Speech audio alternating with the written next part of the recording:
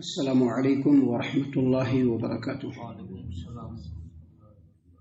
اعوذ باللہ من الشیطان الرجیم، بسم اللہ الرحمن الرحیم۔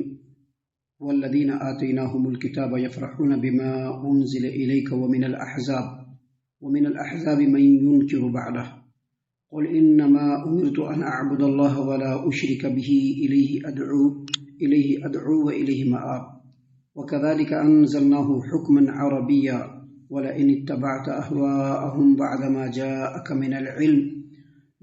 جاءك من العلم ما لك من الله من ولي ولا واق۔ محترم سامعین اکرام، سورۃ الرعد سورہ نمبر 13 اور اسی سورت سے آیت نمبر 36-37 یہ دو آیت آپ کے سامنے تلاوت کی گئی، اور ان دونوں آیتوں کا ترجمہ بھی ان دونوں آیتوں کو آپ کے سامنے پیش کیا گیا۔ محترم سامعین اکرام، اللہ تبارک و تعالیٰ نے پہلی آیت کریمہ جو آپ کے سامنے آج تلاوت کی گئی، آیت نمبر 36، اس میں فرمایا والذین آتیناہم الکتاب، اور وہ لوگ جن کو ہم نے کتاب عطا کیا، اور جن لوگوں کو کتاب عطا کیا اس سے مراد مسلمانوں سے پہلے والے لوگ۔ اللہ تبارک و تعالیٰ نے فرمایا کہ وہ لوگ جن کو ہم نے کتاب عطا کی اور اس کتاب کے تقاضوں کو وہ پورا کرتے ہیں، یعنی جو پچھلی کتابوں میں بات بتلائی گئی ہے اس کے مطابق عمل کرتے ہیں۔ اللہ نے فرمایا یفرحون بما انزل الیک، وہ لوگ اس کتاب کے اوپر خوش ہوتے ہیں جو آپ کے اوپر نازل کی گئی، یعنی قرآن کریم کے اوپر۔ کیوں خوش ہوتے ہیں؟ خوش ہونے کی وجہ، خوش ہونے کا مقصد یہ ہے کہ اس کتاب کے اندر جو ان کے اوپر نازل ہوئی اس میں پیارے رسول صلی اللہ علیہ وسلم کی صفات اور آپ صلی اللہ علیہ وسلم کے نبی ہونے کی بشارت موجود ہے، جس کو انہوں نے اس کتاب میں پڑھا اور اس کتاب کے تقاضوں کو پورا کیا، اس کے مطابق عمل کیا۔ اب جب قرآن کریم نازل ہو رہا ہے تو قرآن کریم کے نزول سے وہ خوش ہو رہے ہیں، کیونکہ یہ بھی اللہ تبارک و تعالیٰ کی کتاب ہے جو اس کے آخری رسول محمد عربی صلی اللہ علیہ وسلم پر نازل ہو رہا ہے۔ جیسا کہ اللہ تعالیٰ نے قرآن کریم سورۃ البقرہ میں اس بات کو بیان فرمایا کہ الذین آتیناہم الکتاب یتلونہ حق تلاوتہ اولئک یؤمنون بہ، یہ بھی جو ہے انہی لوگوں کے بارے میں، یعنی اہل کتاب کے بارے میں، کہ وہ لوگ جو جن کو کتاب ہم نے دیا وہ کتاب کی تلاوت اس طرح سے کرتے ہیں جیسا کہ کتاب کی تلاوت کرنے کا حق ہے۔ سامعین اکرام، یہاں پر ایک بات اور سمجھ لیجئے، بہت سارے مسلمان جن کو اللہ نے توفیق دیا ہے وہ روزانہ قرآن کریم پڑھتے ہیں، جس طرح سے قرآن کریم کو پڑھا جاتا ہے، یعنی شروع سے پڑھتے ہیں اور اخیر تک جاتے ہیں، پورا قرآن ختم کرتے ہیں پھر سے قرآن کریم کو شروع کرتے ہیں۔ یہ اصل میں سلف صالحین کے قرآن کریم پڑھنے کا طریقہ۔ تو قرآن کریم کو صرف پڑھنا اور تلاوت کرنا اور اس کے مطابق عمل نہ کرنا، یہ قرآن کریم کو جیسا کہ تلاوت کرنے کا حق ہے ویسا نہیں ہے۔ جب قرآن کریم اللہ نے ہمارے نبی پر نازل فرمایا اور ہمارے لیے یہ قرآن کریم نازل ہوا تو قرآن کریم کے تلاوت کرنے کا حق یہی ہے کہ جیسا ہم قرآن کریم پڑھتے ہیں قرآن کریم کے احکام پر عمل بھی کریں۔ تو یہاں پر اللہ تبارک و تعالیٰ نے اہل کتاب کے لیے کہا کہ الذین آتیناہم الکتاب یتلونہ حق تلاوتہ، وہ لوگ جن کو ہم نے کتاب دیا ہے وہ کتاب کی تلاوت اس طرح سے کرتے ہیں جیسا کہ کتاب کی تلاوت کرنے کا حق ہے۔ اللہ نے آگے کہا کہ اولئک یؤمنون بہ، یہی لوگ اصل میں ایمان والے۔ تو سمجھ لیجئے، قرآن کے مطابق عمل کرنا ہی اصل ایمان کی علامت ہے۔ قرآن کریم کو صرف ایک کتاب سمجھنا اور یہ سمجھنا کہ یہ اللہ کی کتاب ہے اس کو تختے پر رکھ دینا اور اس کو نہیں پڑھنا، اس کے مطابق عمل نہیں کرنا، یہ ایمان والوں کی پہچان نہیں ہے۔ اس لیے آگے اللہ تبارک و تعالیٰ نے سورۃ البقرہ کی آیت میں فرمایا کہ وَمَن يَكْفُرْ بِهِ فَأُولَٰئِكَ هُمُ الْخَاسِرُونَ، اور جو قرآن کریم کا انکار کرنے والے ہیں بڑے گھاٹے میں ہیں۔ محترم سامعین اکرام، یہاں پر اللہ تبارک و تعالیٰ نے اس آیت کریمہ میں بیان فرمایا کہ اور وہ لوگ جن کو ہم نے کتاب عطا کیا ہے وہ قرآن کریم کے نزول پر خوش ہوتے ہیں، لیکن آگے کہا وَمِنَ الْأَحْزَابِ مَن يُنكِرُ بَعْضَهُ، لیکن اہل کتاب میں ہی کچھ لوگ ایسے بھی ہیں، یعنی یہود و نصارہ میں، جو قرآن کریم کے بعض باتوں کا انکار کرتے ہیں۔ بعض باتوں کا انکار کیوں کرتے ہیں؟ کیونکہ قرآن کریم کے احکام جو ہیں وہ بالکل محکم ہیں، پچھلی تمام کتابوں کی باتوں کو اسی وقت مانا جائے گا جو قرآن کے مطابق ہوگا، اور جو قرآن کے مطابق نہیں ہوگا اس کو نہیں مانا جائے گا۔ اس لیے وہ لوگ قرآن کریم کی بعض باتوں کا انکار کرتے ہیں کیونکہ انہوں نے جو اپنے ہاں دیکھا، اپنے علماء کو بیان کرتے ہوئے سنا، کتاب کو کھول کر کے اس کے حکموں کے مطابق نہیں ہے قرآن کریم، لہذا اس کو کیا کرتے ہیں؟ ہٹا دیتے ہیں، اس کا انکار کرتے ہیں۔ اس آیت کریمہ کی تفسیر میں مفسرین نے کہا ہے کہ وَمِنَ الْأَحْزَابِ مَن يُنكِرُ بَعْضَهُ اور بعض گروہ اہل کتاب میں سے ایسا بھی ہے جو قرآن کریم کی بعض باتوں کا انکار کرتا ہے. اس سے مراد یہود و نصارہ کے بعض لوگ. دیکھیے یہود و نصارہ میں سے کچھ لوگ جو ہے وہ ایمان قبول کر لیے اور اسلام میں آ گئے, اور انہوں نے توریت کے مطابق ہی, اپنے نبی کے فرمان کے مطابق ہی اللہ کے رسول صلی اللہ علیہ وسلم پر ایمان لائے اور قرآن کے مطابق عمل کیا. لیکن بعض لوگوں نے ڈائریکٹ اس کا انکار کر دیا, کہا کہ ہم اس کتاب کو ماننے کے لیے ریڈی نہیں ہیں. تو اللہ تبارک و تعالیٰ نے فرمایا وَمِنَ الْأَحْزَابِ مَن يُنْكِرُ بَعْضَهُ, اور بعض لوگ اہل کتاب میں سے ایسے بھی ہیں جو قرآن کریم کی بعض باتوں کا انکار کرتے ہیں.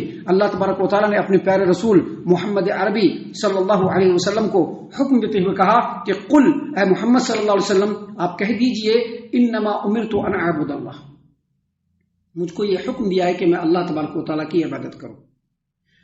ولا اشرک به, اور میں اپنے رب کے ساتھ یعنی اللہ تبارک و تعالیٰ کے ساتھ کسی کو شریک نہ ٹھہراؤں. نبی صلی اللہ علیہ وسلم کو اس بات کا حکم کیوں دیا گیا؟ اس بات کا حکم اس لیے دیا گیا کہ جتنے بھی انبیاء گزرے, حتیٰ کہ عیسیٰ, موسیٰ اور اس سے پہلے کے جتنے بھی انبیاء ہیں, سب کی دعوت کا جو اصل محور ہے اور جو اس کی اصل جڑ ہے وہ اللہ تبارک و تعالیٰ کی خالص عبادت کرنا اور اللہ تبارک و تعالیٰ کے ساتھ کسی کو شریک نہ ٹھہرانا. یہی ہر نبی کی عبادت, ہر نبی کی دعوت کا سب سے پہلا, یعنی جو بھی نبی آئے سب سے پہلے جو انہوں نے دعوت دیا وہ یہی دعوت دیا کہ ایک اللہ کی عبادت کرو اور اللہ کے ساتھ کسی کو شریک نہ ٹھہراؤ. یہی چیز اللہ تبارک و تعالیٰ نے اپنے پیارے رسول صلی اللہ علیہ وسلم کو مخاطب کرتے ہوئے کہا کہ قل, آپ کہہ دیجئے انما امرت ان اعبد اللہ ولا اشرک به, مجھ کو یہ حکم دیا گیا ہے کہ میں اللہ تبارک و تعالیٰ کی عبادت کروں اور اس کے ساتھ کسی کو شریک نہ ٹھہراؤں. یعنی میری دعوت کا اصل جو آغاز ہوتا ہے اسی سے ہوتا ہے. اسی لیے آگے فرمایا اللہ تبارک و تعالیٰ نے کہ اپنے پیارے رسول صلی اللہ علیہ وسلم کو کہ کہیے الیہ ادعو, میں اسی کی طرف لوگوں کو بلاتا ہوں, میں دوسروں کی طرف لوگوں کو نہیں بلاتا ہوں. آج بھی نبی اکرم صلی اللہ علیہ وسلم کے ماننے والے اور ان کی جو وارثین ہیں علماء کرام, خاص طور سے جو علماء کرام ہیں, ان کے اوپر واجب ہے اور ضروری ہے کہ جب لوگوں کو بلائیں تو توحید کی طرف بلائیں, شخصیت پرستی کی طرف نہ بلائیں, کسی بڑے امام اور کسی بڑے عالم کی طرف نہ بلائیں کہ ہم فلاں امام کے ماننے والے, فلاں عالم کے ماننے والے, ہم انہی کی طرف لوگوں کو بلائیں گے, انہی کے مسلک کی طرف لوگوں کو بلائیں گے. یہ نہیں ہونا چاہیے, کیونکہ وارثین انبیاء کا یہ حق نہیں ہے. وارثین انبیاء کو صرف یہ حق ہے کہ جیسا محمد عربی صلی اللہ علیہ وسلم نے کہا الیہ ادعو, میں اللہ تبارک و تعالیٰ کی طرف بلاتا ہوں, اسی کی طرف بلاتا ہوں. جتنے بھی بڑے بڑے محدثین, علماء کرام, ائمہ دین اس روئے زمین پر آئے, سبوں کا یہی منصب تھا اور انہوں نے بھی یہی کام کیا کہ سبوں کو اللہ کی طرف بلایا. لہٰذا علماء کرام کو خاص طور سے چاہیے کہ جب لوگوں کو دعوت دے تو اللہ تبارک و تعالیٰ کی طرف دعوت دے. اس لیے کہ اللہ تبارک و تعالیٰ نے آگے مزید فرمایا کہ نبی صلی اللہ علیہ وسلم آپ کہہ دیجئے وَإِلَيْهِ مَآب, اور میرا لوٹنا بھی اللہ تبارک و تعالیٰ ہی کی طرف ہے. یعنی اگر میں نے یہاں پر اپنے حق کو ادا نہیں کیا تو آگے اللہ تبارک و تعالیٰ کی بارگاہ میں جا کر کے مجھ کو بہت بڑی قیمت چکانی پڑے گی.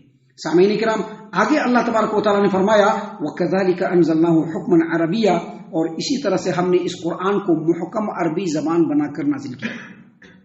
اسی طرح سے اس قرآن کو ہم نے محکم عربی زبان بنا کر کے نازل کیا. کیوں نازل کیا؟ تاکہ اس کے احکام کو سمجھا جائے. جس قدر تفصیل, جس قدر تفسیر, جس قدر ڈیٹیل, جس قدر وضاحت عربی زبان میں ہو سکتی ہے دوسری زبان میں نہیں ہو سکتی. آپ دیکھیے 2 آیتیں ہیں, اس کی تفسیر میں اگر مختصر انداز میں تفسیر کی جائے تو کتنے سارے وقت لگ جاتے ہیں. اگر مختصر انداز میں تفسیر کی جائے تو جتنی تفصیل عربی زبان میں ہے, جتنی ڈیٹیل عربی زبان میں ہے, جتنی وضاحت عربی زبان میں ہے, جتنا معنی کی وضاحت عربی زبان میں ہے وہ دوسری زبان میں نہیں. اسی لیے اللہ تبارک و تعالیٰ نے فرمایا کہ اسی طرح سے ہم نے اس قرآن کو محکم عربی زبان بنا کر نازل کیا. دراصل محمد عربی صلی اللہ علیہ وسلم کو مخاطب کیا جا رہا ہے کہ اے نبی صلی اللہ علیہ وسلم, اور یہ مخاطب محمد صلی اللہ علیہ وسلم کے ساتھ آپ کی امت کے لوگوں کو بھی ہے, یہود و نصارہ کو بھی ہے, کہ جس طرح سے پہلے رسولوں کے اوپر ہم نے کتابوں کو نازل فرمایا, بالکل اسی طرح سے محمد عربی صلی اللہ علیہ وسلم کے اوپر اس قرآن کو نازل کیا اور اس قرآن کو محکم عربی زبان میں فرمان بنا کر کے اتارا. اس سے کیا پتا چلا؟ اس سے یہ پتا چلا کہ اس واضح اور جلی کتاب کو اللہ تبارک و تعالیٰ نے پیارے رسول صلی اللہ علیہ وسلم پر نازل فرما کر کے پچھلے تمام انبیاء کے مقابلے میں آپ کو شرف و فضل سے اللہ تبارک و تعالیٰ نے نوازا. آگے اللہ تبارک و تعالیٰ نے مزید فرمایا کہ یہ جو قرآن کریم ہے اس کو محکم عربی زبان میں نازل کیا ہے تو یہ اہل علم کو پہلے سمجھ لینا چاہیے اور بعد میں عام لوگوں کو بھی سمجھ لینا چاہیے. کیا سمجھ لینا چاہیے؟ وَلَئِنِ اتَّبَعْتَ أَهْوَاءَهُمْ, وَلَئِنِ اتَّبَعْتَ أَهْوَاءَهُمْ بَعْدَ مَا جَاءَكَ مِنَ الْعِلْمِ. آگے فرمایا مَا لَكَ مِنَ اللَّهِ مِنْ وَلِيٍّ وَلَا وَاقٍ. فرمایا اللہ تبارک و تعالیٰ نے کہ جب علم آ گیا اور جب معلوم ہو گیا کہ یہ حق ہے اور یہ باطل ہے. یہ پہلے کس کو کہا جا رہا ہے؟ اہل علم کو، اور خاص طور سے اہل علم کو کہا جا رہا ہے کہ دنیا کے چھوٹے چھوٹے فائدے کی خاطر، دنیا کے چھوٹے چھوٹے فائدے کی خاطر لوگوں کے خواہشات کے پیچھے نہیں چلنا ہے. اس کا مطلب یہ نہیں کہ بڑے بڑے فائدے، کیونکہ پوری دنیا ہی چھوٹی ہے، پوری دنیا ہی چھوٹی ہے کہ نہیں چھوٹی؟ اللہ کے رسول صلی اللہ علیہ وسلم نے آخرت کے مقابلے میں دنیا کے بارے میں کیا کہا کہ پانی کے اندر، سمندر کے اندر جو ہے، سمندر کے اندر انگلی ڈالو اور نکال لو، دیکھو کتنا پانی ہے، وہی دنیا ہے، اور یہ پورا سمندر کیا ہے؟ آخرت ہے. تو یہاں پر چھوٹے چھوٹے فائدے سے مراد دنیا کے کسی بھی فائدے کی خاطر نہ تو اہل علم کو اور نہ ہی عام لوگوں کو چاہیے کہ جب معلوم ہو جائے کہ یہ حق ہے تو باطل پرستوں کی اطاعت و اتباع نہیں کرنا ہے، دنیا پرستوں کی اطاعت و اتباع نہیں کرنا ہے. اتباع کس کی کرنی ہے؟ اللہ کے کلام کی. اتباع کس کی کرنی ہے؟ پیارے رسول صلی اللہ علیہ وسلم کی. جب معلوم چل گیا، اللہ نے فرمایا وَلَئِنِ اتَّبَعْتَ أَهْوَاءَهُمْ بَعْدَ مَا جَاءَكَ مِنَ الْعِلْمِ، علم کے آ جانے کے بعد بھی اے محمد صلی اللہ علیہ وسلم اگر آپ لوگوں کے خواہشات اور لوگوں کی چاہتوں کے پیچھے چلیں گے، علم کے آ جانے کے بعد بھی آپ لوگوں کی خواہشات اور لوگوں کی بہت ساری چاہتیں ہوتی ہیں. لوگوں کی چاہتیں ہوتی ہیں کہ کچھ بھی نہیں ہو. بہت سارے لوگ یہ چاہتے ہیں کہ اذان ہی نہیں ہو، بہت سارے لوگ چاہتے ہیں کہ نماز ہی نہیں ہو، بہت سارے لوگ چاہتے ہیں کہ اذان ہو، نماز ہو، لیکن وہ مسجد میں آنا ہی نہیں چاہتے. سب کی اپنی اپنی چاہتے ہیں، لیکن اللہ کا کلام ہر حال میں محکم ہے، فرمان ہے جس کو اللہ نے اتارا ہے. تو اللہ نے اپنے پیارے نبی محمد عربی صلی اللہ علیہ وسلم کو مخاطب کرتے ہوئے کہا تو نبی صلی اللہ علیہ وسلم تو کسی کی خواہشات کے پیچھے نہیں چلتے تھے. نبی تو اتباع کرنے والے تھے. اس کا مطلب یہ حکم کس کو دیا جا رہا ہے؟ پہلے علماء کرام کو، اور بعد میں تمام انسانوں کو یہ حکم دیا جا رہا ہے، خصوصاً مسلمانوں کو یہ حکم دیا جا رہا ہے، اور خصوصاً جو نبی صلی اللہ علیہ وسلم کی اطاعت و اتباع کا دعویٰ کرنے والے لوگ ہیں ان کو کہا جا رہا ہے کہ جب علم آ جائے تو لوگوں کی خواہشوں کے پیچھے مت چلیے، جو حق ہے اس کے پیچھے چلیے. اور اگر آپ ایسا کریں گے کہ لوگوں کے خواہشوں کے پیچھے چلیں گے تو اللہ نے کہا مالک من اللہ من ولی، تو اللہ تبارک و تعالیٰ کے علاوہ کوئی مددگار آپ کا نہیں ہوگا. اگر آپ کا کوئی مددگار ہے تو اللہ تعالیٰ ہے. اس روئے زمین پر آپ یہاں پہ بیٹھے ہوئے ہیں اور اللہ کے کلام کو سن رہے ہیں، یہ توفیق ہے اللہ تبارک و تعالیٰ کی، یہ توفیق ہے اللہ تبارک و تعالیٰ کی. اس مقام پر اللہ تبارک و تعالیٰ نے اتنے بڑے توحید کے اس مقام کو بنوایا، اس میں بھی اللہ کی توفیق ہے. کسی کے اندر کوئی طاقت نہیں تھی بنانے کی، کسی کے اندر کوئی طاقت نہیں تھی بنانے کی. یہ اللہ تبارک و تعالیٰ کی توفیق ہے کہ اللہ نے اس جگہ پر اس چیز کو دیا ہے. اس روئے زمین پر جہاں پر بھی اہل حق سخرو ہو رہے ہیں، اس میں بھی اللہ کی توفیق ہے.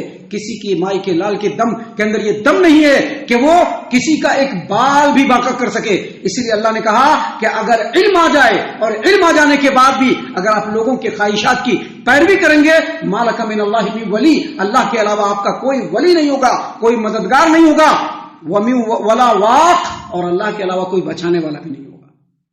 مددگار بھی ہے تو اللہ تعالیٰ، اور بچانے والا بھی ہے تو کون؟ اللہ تبارک و تعالیٰ.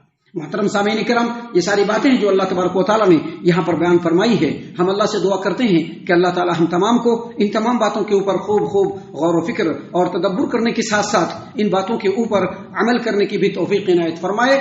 آمین. اللہ تعالیٰ ہم تمام کو صحیح معنوں میں پکا سچا مومن مسلمان بنائے، اللہ اور اس کے رسول صلی اللہ علیہ وسلم کی اطاعت و فرما برداری کرنے والا بنائے، صحابہ کرام رضی اللہ عنہم کے طریقے پر چلنے والا بنائے، جنت الفردوس میں جگہ عطا فرمائے. اے اللہ ہم تمام کو جہنم سے پناہ دے، اے رب العالمین ہم تمام کو جہنم سے پناہ دے، اے مالک الملک ہم تمام کو جہنم سے پناہ دے. آمین یا رب العالمین. وما علینا الا البلاغ المبین. الذي نزل الفرقان على عبده ليكون للعالمين نذيرا.